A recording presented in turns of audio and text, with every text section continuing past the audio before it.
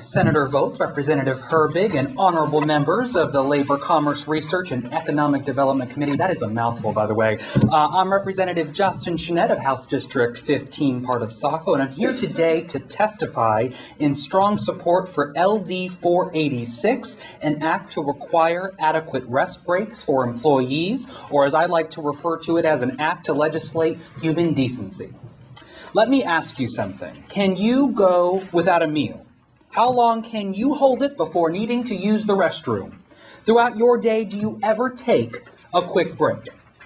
For some workers across the state, the idea of using the restroom, eating something to sustain themselves, or simply taking a brief respite is not possible. Sadly, in 2015, we are talking about something that seems to be out of a different era. We have an outdated policy on the books that is preventing certain workers from the same rights as their counterparts at other places of business simply because of an exemption that allows workers to be treated not like human beings, but like robots. And unlike the Tin Man from The Wizard of Oz, we do have a heart. Under federal law, workers must be paid for any breaks less than 20 minutes. In the state of Maine, workers have a right to a 30-minute break after 6 hours of work. This law does not cover workers if there are not at least 3 workers on duty at any given time. When a constituent of mine who wished to remain anonymous brought this to my attention, I was shocked that this was legal. He works at a convenience store and is not allowed and even pressured to not take any breaks, including just a few minutes for a meal or to just use the restroom. This is simply wrong. This is a pro-business and pro-worker bill, and yes, I believe you can have both. How can you get the most out of your workforce? It sure isn't preventing them from using the restroom or eating something during a long shift.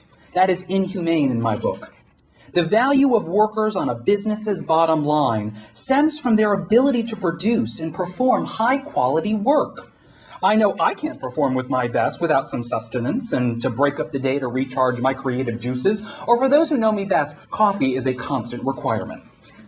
In fact, it appears that our government has deemed it so important that we have codified into law that businesses must provide breaks for every worker, besides those that 3 or fewer employees working at any given time.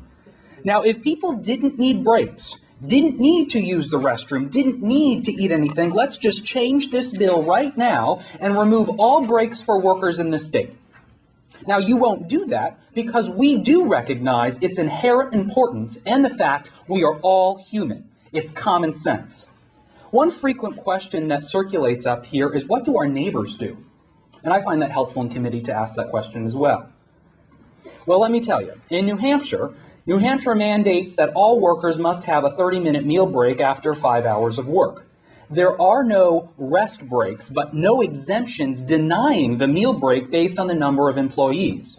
Vermont has a law that workers have to have time to eat and go to the bathroom. The law doesn't say how much time workers should get. In Massachusetts, workers have a right to a 30-minute break after 6 hours of work. Workers can choose to work through their meal period and must be paid. Some workers are not covered by Massachusetts law if there are special circumstances like continuous processing, iron works, glass works, paper mills, letterpress establishment, print works, bleaching, or dyeing works. We cannot continue to turn a blind eye to the injustice happening, the double standard where people get shafted and treated like they're at the bottom of the food chain, the scum of the earth, simply because of the type of job they have. Now, there will no doubt be individuals that speak after me that will say this is too much of a burden on our businesses. They will say it's too difficult to comply, to implement, to offer effective scheduling or leeway for their hardworking employees. Sure, it may be difficult, but the same argument has been overused throughout history. I'm sure businesses pushed back on the idea of child labor laws because it would cripple their profits and be just too hard to adjust. The same could be said about the 8-hour workday or 40 hours a week. The list goes on and on. I'm asking you around this horseshoe to provide the leadership we need at this time to address and fix this issue. The workers we are talking about are real people. They could be someone's aunt, uncle, brother, sister, son, daughter, parent, or even you. We can and will do better for our hardworking men and women across this state. Thank you for your time, and I'll be happy to answer any questions.